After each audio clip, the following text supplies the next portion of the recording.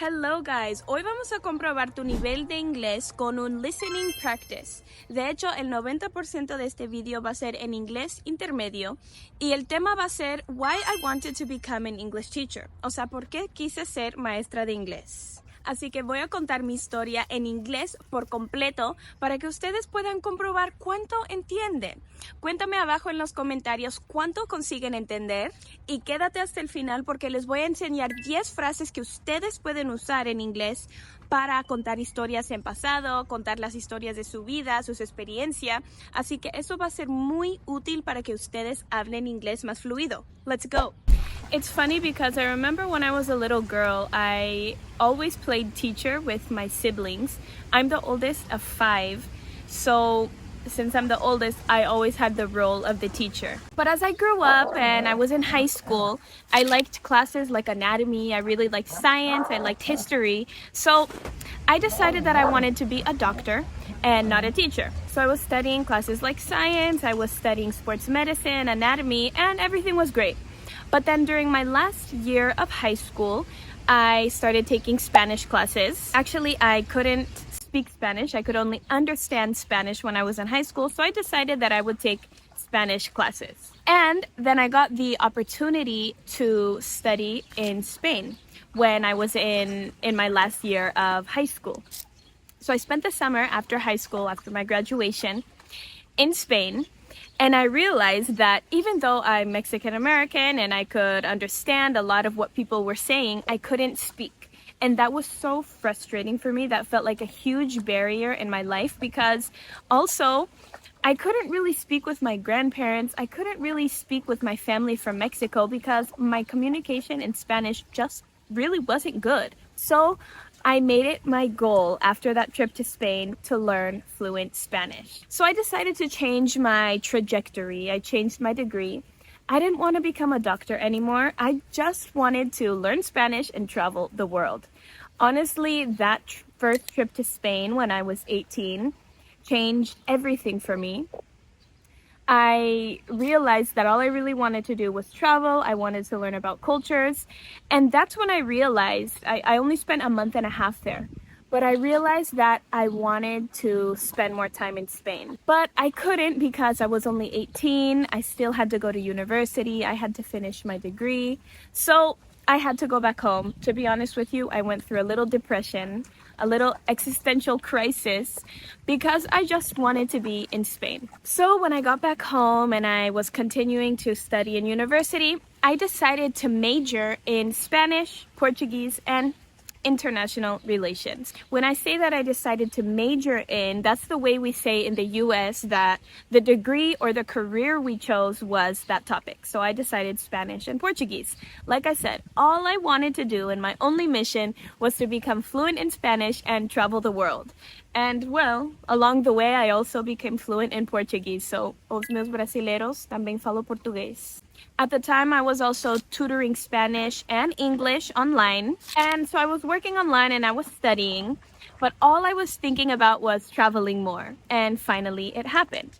During my third year of university, I got a scholarship to study in Ecuador for 3 months. So I studied for 3 months in Ecuador. And I was also teaching English to little kids at a local school. And that was like a throwback for me. When I say a throwback, it was like a pleasant memory because it reminded me of the times when I would play teacher with my siblings. We would listen to music in English, we would draw, we would color, we would play games. So of course I was teaching little children, so they really couldn't speak English. I was just teaching them some words here and there. But that was my first official classroom experience. Like I said, I was already teaching in online, which is kind of a different experience. I was tutoring and giving private classes to professionals from all over the world. So it was a cool experience to be in the classroom setting, to work with kids. It was a lot of fun. And honestly, I was a little bit depressed. I was really sad when the program ended. But at the time, I actually had a romance with a local boy. I fell in love with an Ecuadorian guy.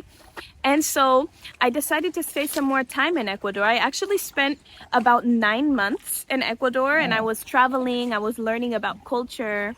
I was going to the Amazon rainforest. I was traveling to the Andes Mountains. I would spend a lot of time in Quito on the coast. So that was a really awesome experience for me.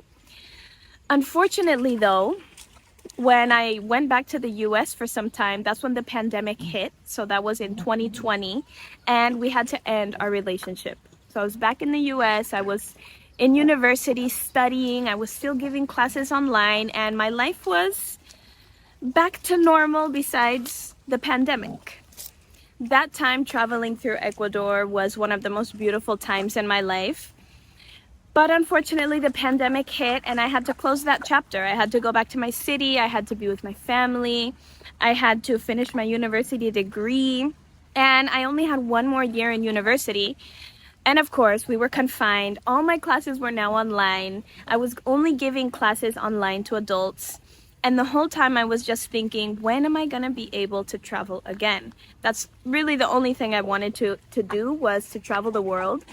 So I was thinking, when will I have the opportunity to go back to Spain and live that dream? By that point, I already had fluent Spanish. I was already C1 level.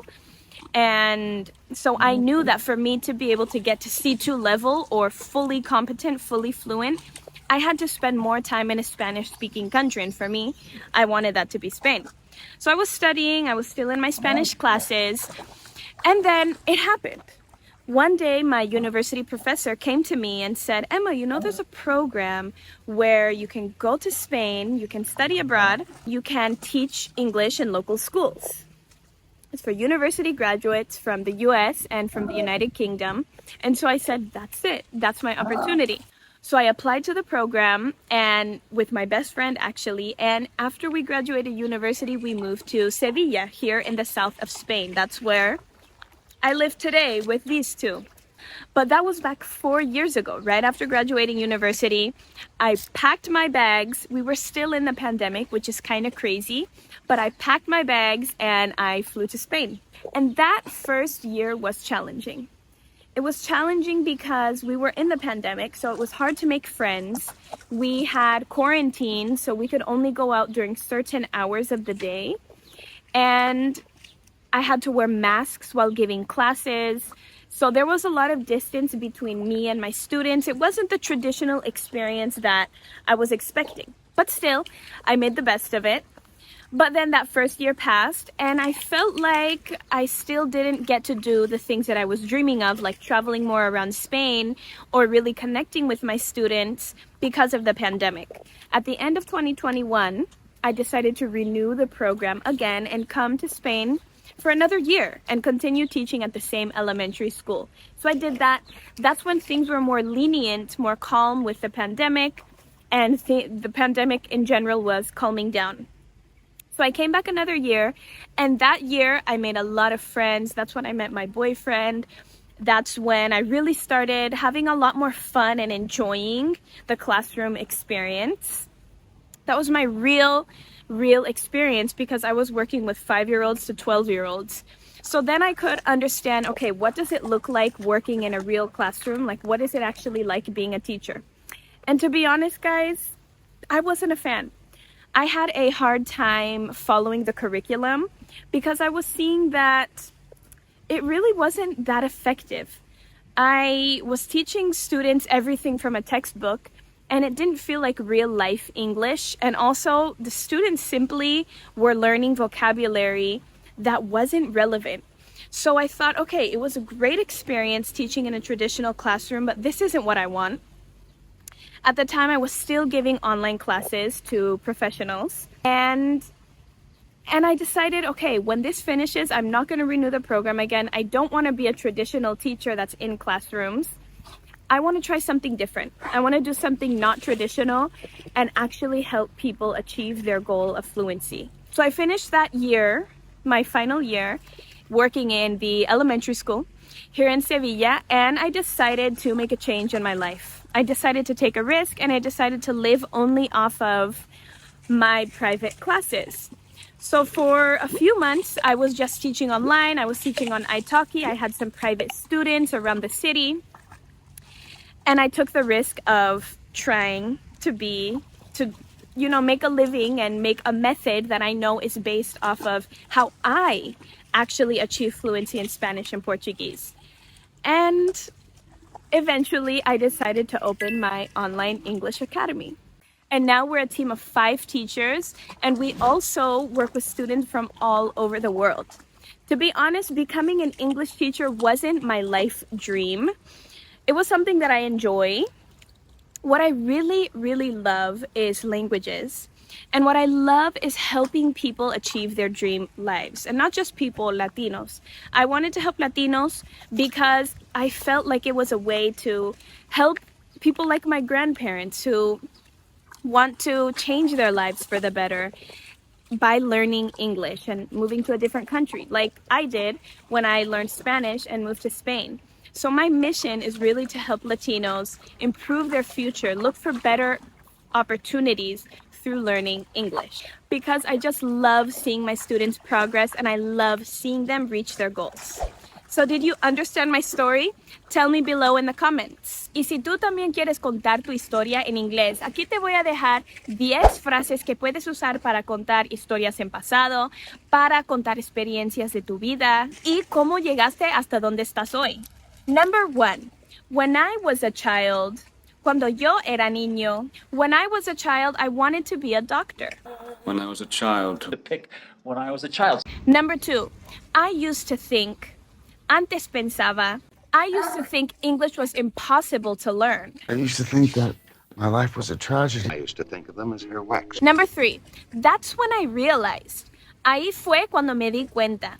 That's when I realized I loved teaching. That's when I realized that they had learned nothing. And that's when I realized that I love you. Number 4, decidí. I decided to learn Spanish. In the end, I decided to come here. I decided to get back out there. Number 5, I wasn't sure if, no estaba segura si, I wasn't sure if I really wanted to be a teacher. Because I wasn't sure if I'd be I wasn't sure if she still wanted it. Number 6, I fell in love with a local guy. I fell in love with someone. Fell in love with him.